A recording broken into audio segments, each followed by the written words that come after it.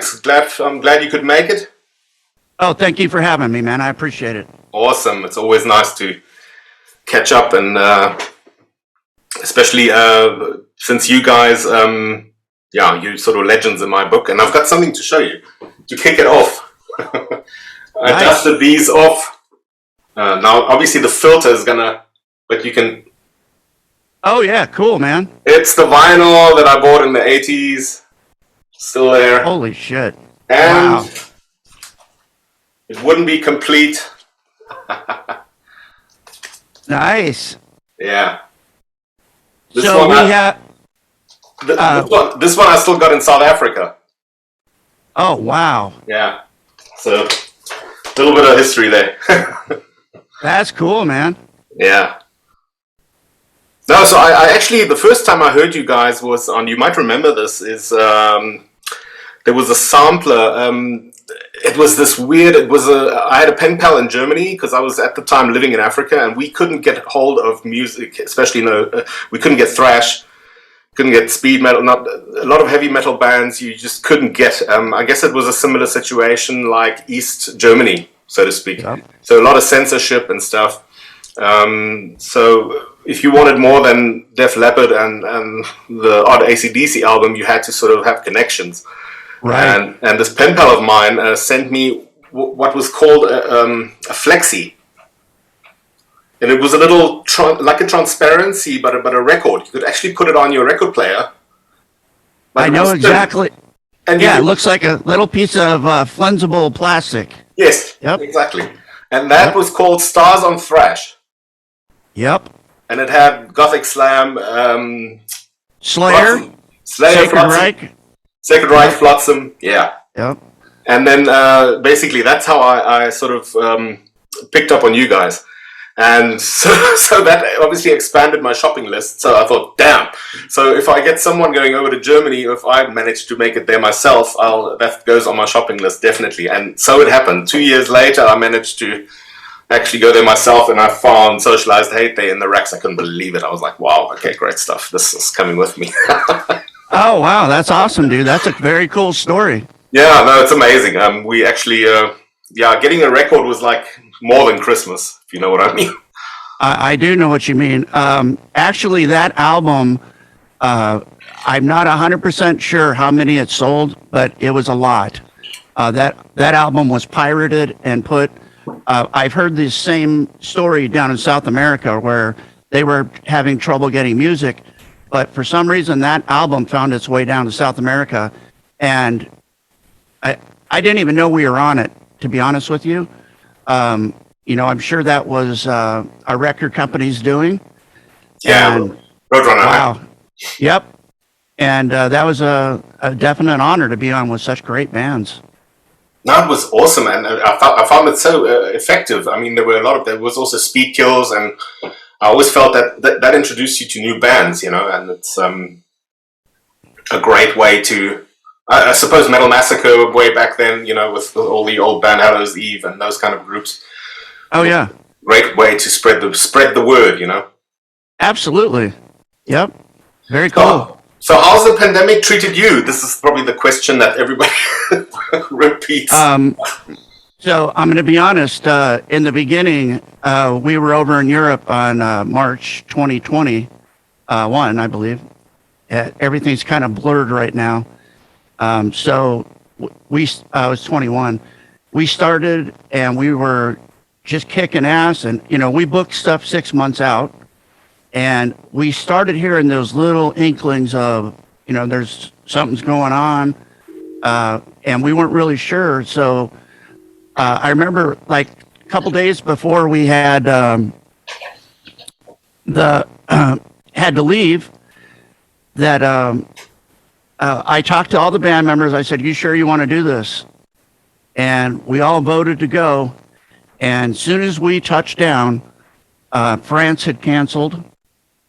Italy had canceled, and we started doing some of the shows there, and I started noticing that this wasn't normal. Like, the crowd sizes were very low. People were getting a little freaked out. So we came home, and I came home to empty shelves in the stores. So that was, in the beginning, it was very, it's shitty, obviously. Yes. But what it did for me was, we had always been out from month to month to month doing shows or something. And I came home and I was like, I'm just going to write. That's all I'm going to do is write music. So this has been a very, very productive time for me. Yeah. So hopefully we'll have something out very shortly. That's awesome news. Yeah, from what I hear, some people I talk to, they go, well, it's done nothing for me. I've just been in a slump. But I would say about 70% of the people I speak to, they go, no, we were just creative. We used the time and just wrote music. The one guy writes music, the one guy redoes his garden, whatever, but That's the right. point is using it creatively. So yeah, that's very true. It does suck for everybody else, but maybe this is a time to reflect on who we are as a race and what's really important. Yes. Music's really important to me, so I'm just going to continue writing and hopefully it'll get done real quick. That's great. Yep. I was a little confused. I looked at Metal Archives and I saw a different lineup there. For Atrophy. who? Really? What did it say? It has, and let me just see if I can. It has a different lineup picture, and let me just check. Dave Roos, Mike Niggle on vocals. So I have no idea. I was a little perplexed there, so I thought, oh, okay. I'm not 100% sure. I don't know this for a fact, but they probably got that. My drummer started an off project called Scars of Atrophy. Yes. Yeah. So I guess that's what it is. I don't know. Yeah, but they must have gotten, Metal Archives must have gotten something wrong here where they dropped that picture under the Atrophy logo and stuff. But anyway, I figured as much. It would be Okay. Yeah. an offliner of it. No, great. I saw that you were active quite a while back already, and but I figured with the whole pandemic now hitting, that must have sort of put brakes on things, because the first thing you would obviously do, as you said, is play live. And then my first question that came up is actually, have you guys actually played Europe way back then? Oh yeah, we did. Okay, we toured. great. Yeah, we toured with Sacred Reich for I think 6 weeks, and I think we hit 23 countries. Wow. Yeah. And back then, the wall was just being taken down. So there was East and West Berlin. There was, it was a very historical time. You had to go to each country. You had to change denominations. Yes. And Yes. it was wild, Yes. and I still have my passport. Every country you got a stamp, had to be stamped. And so, yeah, we did play back then, and it was an amazing time to play Europe because, thrash was really taking off back then. Yes, definitely. But it's having a great resurgency at the moment, huh? I just didn't have any idea. To be honest, I chopped my hair off. I was a dad, and Same here. yeah, when I left the band originally, I was a father and I had to take care of my daughter and raise her. And so I kind of put music on the back burner. And she came to me in 2014, I believe, and she said, "Dad, you guys are all over the internet." And I'm like, "What? That's so weird." And, learning about YouTube and all this technology. There is a huge resurgence, and I'm glad people are looking at it because, I talk to fans all the time. They say that was the best period when music was really on fire. Yes. So, yeah. No, it's amazing. I was having a talk to Bill Metoyer the other night.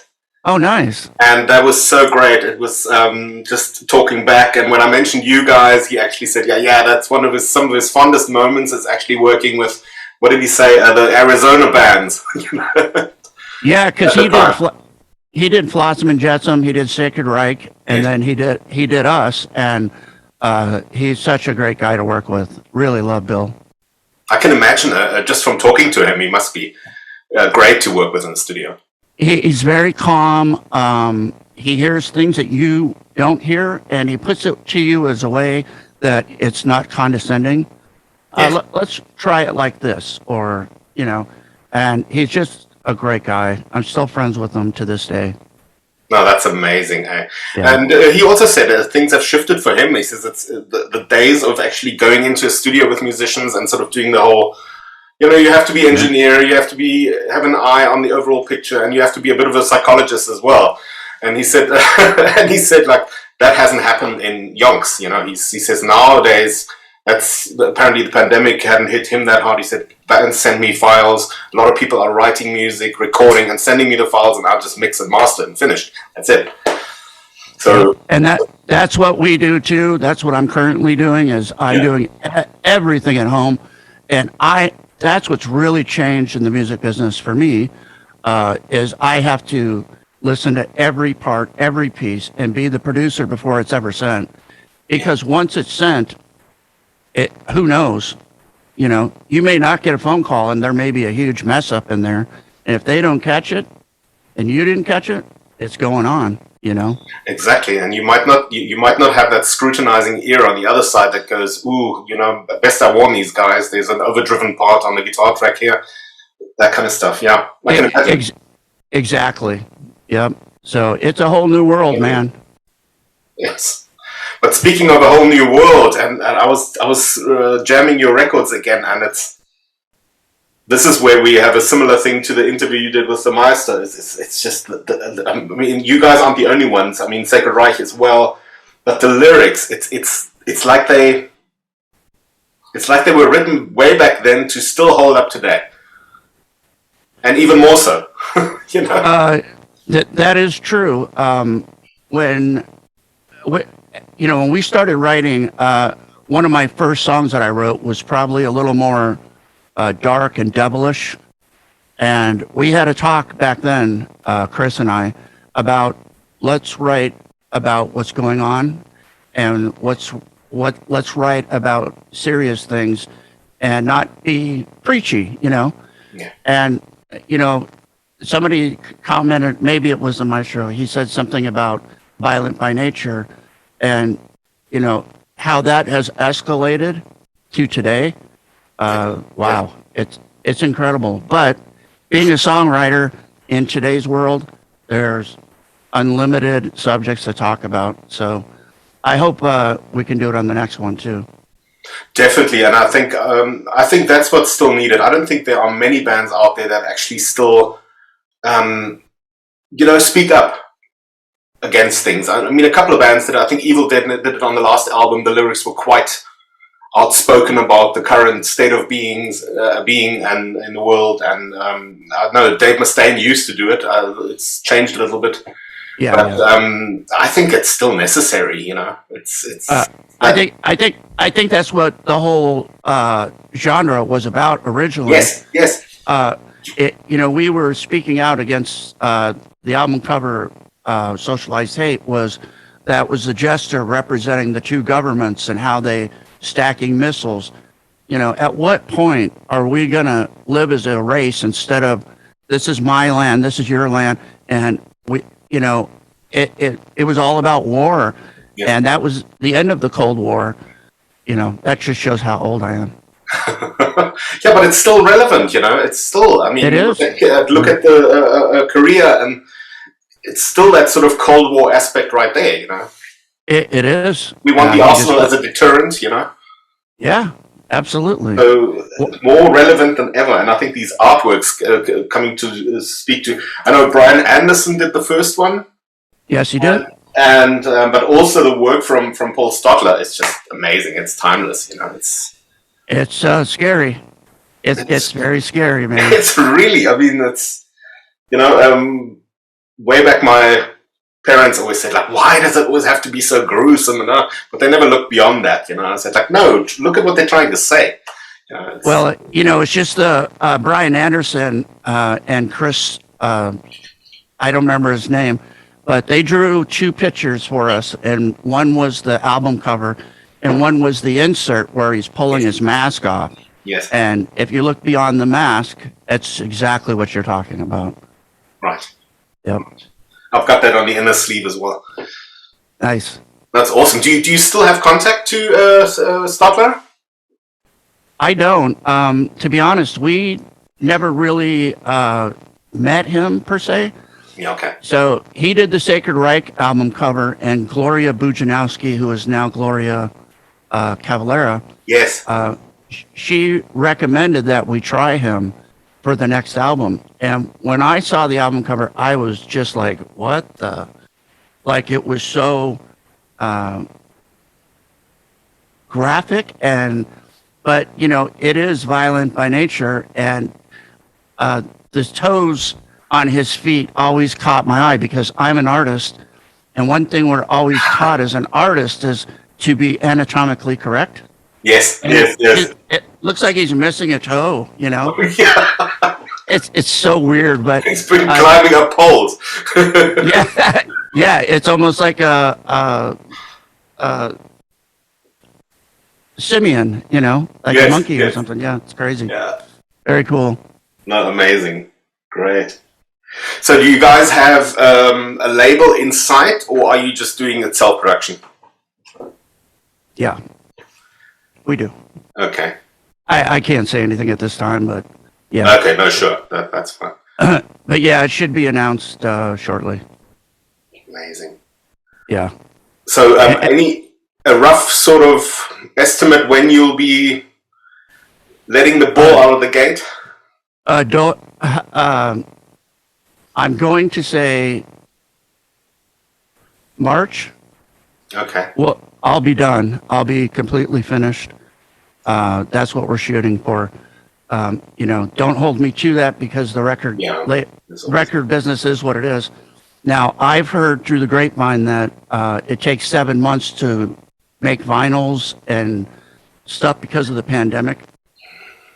So I could never even guesstimate when it would be released. But after this one's done, we're just going to keep on writing and writing and writing. And hopefully the pandemic will ease up and we can kind of get back to normal. Because one thing that I now appreciate as being older is, and really appreciate, I'm not stuck on a tour bus and going place. I get to take a little time and meet people and spend a little time in their culture. Like when we went to China, it was very, very eye-opening. And, there's a lot of different cultures in this world, and they think differently than we do, But to be able to enjoy it. And I'm so mad I didn't get to play where you live. That is one of my favorite places. Every place I've ever visited. Amsterdam's amazing. Yeah. Yep. Yeah, I'm in Germany. Oh, okay. And you mean Holland? Yeah. Okay, I saw on your thing, didn't it say there was an Amsterdam affiliation on that? Yeah, it was probably because of the time zone or something. Okay. Yeah, cool. Probably the time zone. But I'm actually not far from I'm close to the Dutch border. And what town do you live? I'm living in a small town called Petershagen, but I'm about an hour from Hanover. Okay. That's the closest sort of biggest city, actually. Yeah, we were making our way through Germany, and we were in Nuremberg, and I think we had 8 more shows in Germany, and we got a call and said you got to get home now. Oh, that's such a pity, eh? Yeah. It sucked, dude. First it was what really killed our band back in the day was the labels were being very selective, and they were leaning towards grunge, and so grunge really had a huge impact on what we were doing at the time. And to get gut punched up from this is just, but, got to keep on keeping on. I actually saw an interview with I think it was Stephen Piercy of Rat, from the LA scene. Yeah. And there was also that talk how grunge came in, and suddenly they felt as if they were just nobodies. It was amazing because grunge. Go ahead. Yeah, but still, it's. I find it's in retrospect, looking back now, I found it so short-sighted of the labels to, I mean, how long did grunge now really last in the end? It Not came and long. went, and Yeah. and look at the thrash bands; they're back. They're still the scene is still there. And Well, look at the bands that grunge killed. I mean, oh my God, there was some real amazing talent, and if they were able to continue on, Lord knows what they would be today. yes, You know. yeah.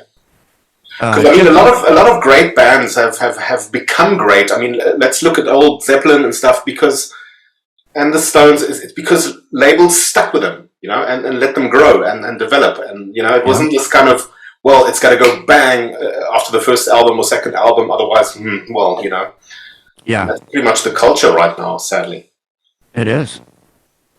But That's just the way it is, I guess. yeah, It's the music business. yes. Well, there's some parts of the LA scene that we were kind of glad to see go. Glam. So right there, Well, I guess it's a mix of both in the end. Yes, it is. Some movements make themselves redundant. I guess it was the same with punk, and so that always comes and goes. So what's important is that you guys are still around. And what I said to a friend of mine the other day, who talked to me about getting active musically again, and I'm sort of thinking myself whether I should do it actively again.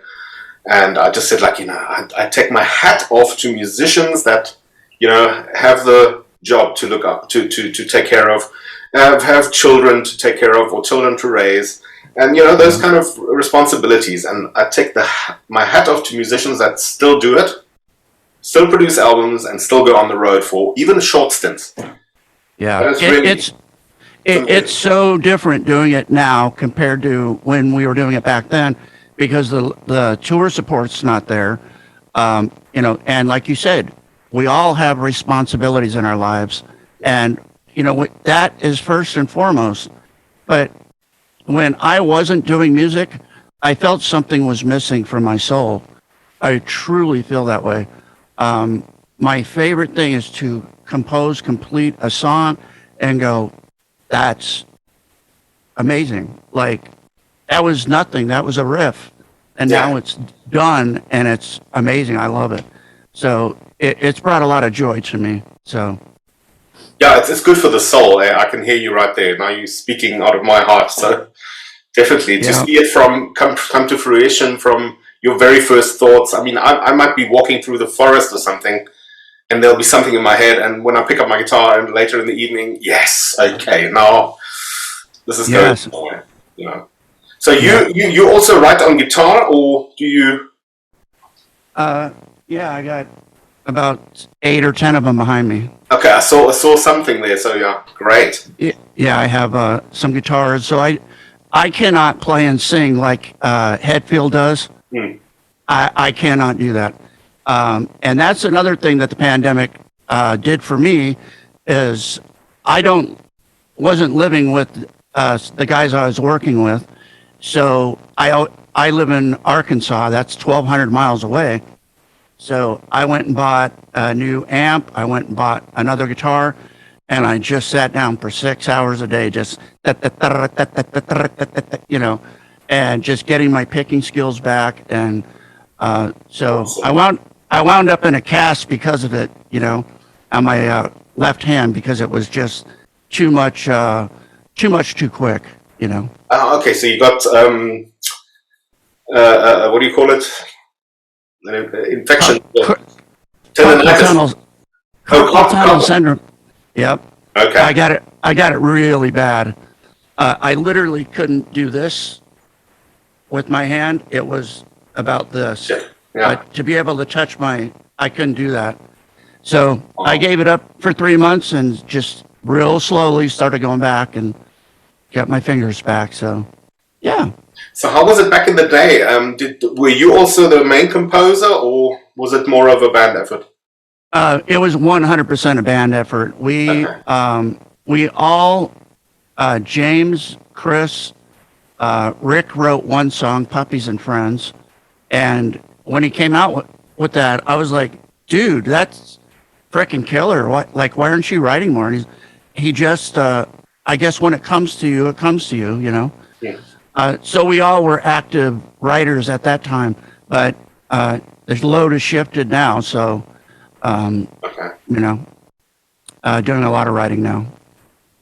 So are some of the guys from the old lineup still around, or Well, they are. So Chris Likens, our guitar player, he's a ear, nose, and throat specialist, and wow? Okay. he's a doctor. My other guitar player from back then, Rick Scourin, he works for the Defense Department, so they have subcontractors. So he works for them. So getting those two guys to do anything, no, that ain't going to happen. Yeah. Our bass player came back for almost 2 years, and he's got severe health problems, diabetes and stuff. And it's, you know, we talk about tendonitis and all that stuff, but I guess his extremities are going numb. So, yeah, they're still around, but, you know, we decided to continue on and keep going, you know? Yeah. Yeah. Well, the times change, hey? And sometimes it's priorities that change. Sometimes it's health. Yeah. There's no, you can't really bank on it all the time. Right. Absolutely. So, you know, we're going to keep going and see what happens. Great. Oh, that's fantastic. So, what was for you, this is what I ask everybody, I guess. What was your defining moment, the moment where when the penny dropped and you decided, I am into heavy music, I'm going to follow heavy music, I'm going to make heavy music? I'll give you the 100%, the day and the year. Wow. I was more into Judas Priest. You know, Screaming for Vengeance had come out, I think, 82 when I graduated high school. I was always on the little harder side of things, but I never really gave the hard stuff a chance. And a friend of mine invited me to go out to San Francisco, and he was stationed out there. And he said, you got to come out and see Exodus and Violence and some of the other bands out here. Assault. And I got to see Exodus at the world-renowned Stone in San Francisco, or Oakland, I believe. And I came back home, and I knew at that moment that new sound, the aggression and the heaviness and the chaos of it all was so exciting to me. That's when I really knew I wanted to go and be heavy and brutal, you know? That's amazing, hey? Yeah, but I mean, Yeah. what a sort of what an impact that they must have had on you. Amazing. I mean, I was unfortunately I was never in touch with that scene. I couldn't see these guys. I wasn't here in Germany to see the early concerts, but I can only imagine how heavy that impact must have been to see those bands live in their first years of their careers. And It was, and you know, when we came back to Tucson and we got our lineup going and we started playing out, I mean, people were, when we got going, they were just like, holy shit, like, you know, God, you guys are like so fast and so heavy and brutal. So it's weird how Arizona scene was very similar to what was going on in Frisco at the time. We kind of had our own thing going, but you know, we followed very closely behind that scene for sure. no, that's amazing. It took me a long time. I mean, I got into thrash, but it took me a long time afterwards to realize that it's only when I delved into punk a bit more that I sort of figured the connection of, that's taking new wave of British metal Yep. first attempts at Priest made with fast songs, and then combining it with the aggression of punk. And You were so spot on. So like I said, I was very into the more brutal stuff. And my guitar player, Chris, he was into the punk. And some of the first shows that I saw of punk was GBH, I Agnostic Front. And I saw some of those punk bands in houses. They would just get a house and they would play house parties. And I mean, they would tear the whole place up. And so he, and Bad Brains, he was into a lot of stuff like that. So I think the combination of the two, just it fits so well with what we were doing, you know? Yeah, and a good example is probably also Jeff Hanneman, who never made a secret out of it. You know, he always had the Dead Kennedys stickers on the guitars, and then they did the punk covers album. So yeah, there you go. Yeah, man, I really hope you guys make it over here again. Dude, I hope so too, man. I really do. I would love to see you guys. I mean, there's this festival. I don't know if you're familiar with it. It's called Keep It True. We played it. Oh, you played on it already. Okay, I haven't followed back as far back. I just saw that last year. I think before the pandemic, Age of Steel played there, and some other thrash bands. Yeah. So our first show we played back was the Maryland Death Festival. We played with Testament, Nuclear Assault, The Haunted, bunch of killer bands. Right after that, in 2017, we went over to go play Keep It True. And awesome. Holy shit, dude! Yes. Dude, I was like, this is I didn't even know how to explain it. There's people out camping and that soccer stadium. What is the name of that town? Oh, gee, I would have to research. I'm not sure. Okay, so it's this little tiny village in the middle of nowhere. Yes. And they put us up at this beautiful little inn, and we went to go there the first day at that old soccer stadium, and I was just blown away. We played with Demolition Hammer that night. Wow, wow, yeah. And one of the guys from the festival said, you know, don't worry, you know, if people don't start a pit, that's very normal for here, so they probably won't pit.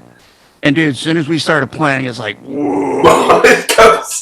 And I'm like, yes. And, you know, there's blood on the floor. And, you know, I don't like anybody getting hurt, but it adds to the weird energy to it.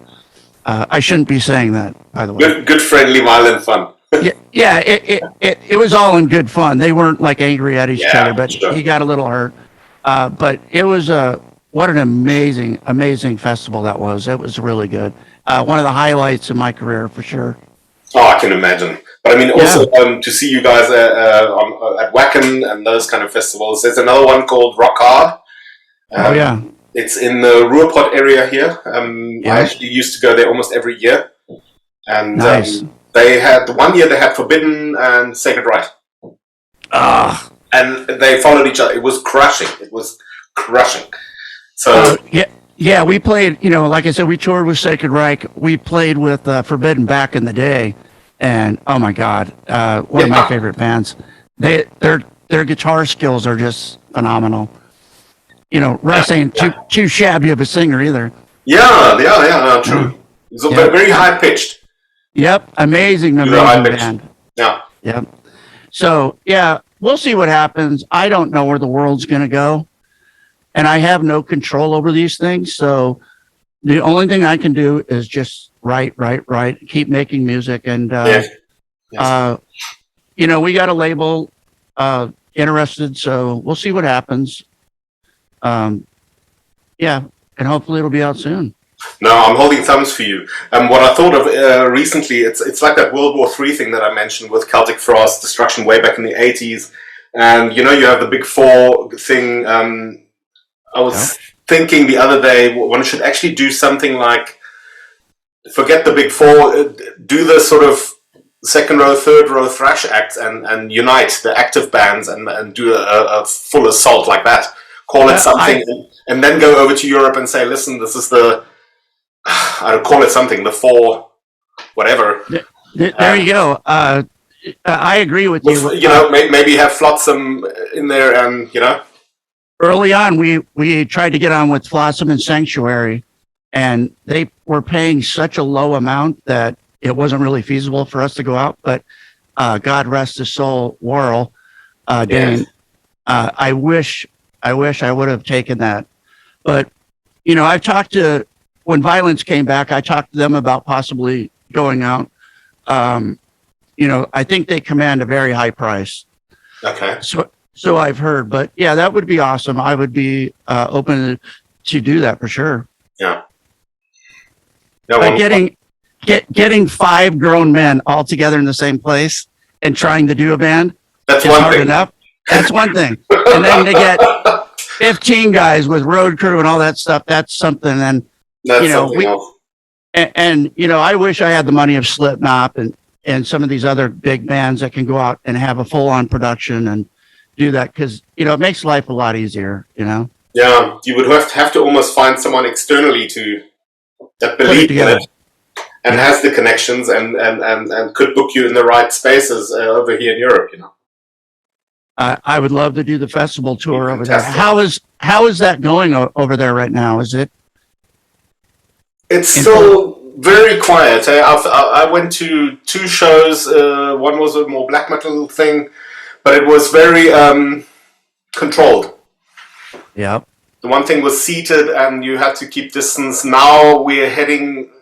It looks like there was talk of a quarantine again. Then it's almost like every day there's a different story. So that's kind of where, you know, I just got a call today about going down to South America, possibly the end of the year. You know, I don't even know how to respond anymore. Yes, you don't. You just don't know what's going to happen. I don't. So I hope it gets back to normal, but I just don't know, dude. It is what it is. Yeah, I think some groups are actually saying, listen, we're going to lie low until we know for sure it's, you know, because it's just too much of a gamble. It is. So when we went over to Europe last time, part of the deal was we paid for our plane tickets, which was unusual. And we did that. We made special tour merchandise to go over to Europe. Lost all that. Then we had to buy our way. Dude, it was tough, man.